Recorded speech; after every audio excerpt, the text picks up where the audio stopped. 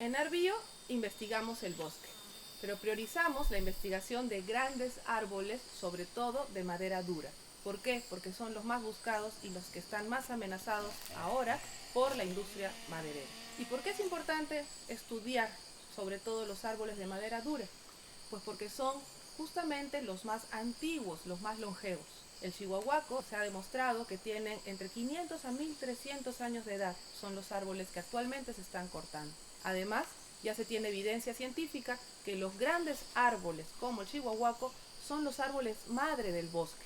Dan equilibrio y están conectados, y de ellos depende justamente la sobrevivencia de los árboles más jóvenes.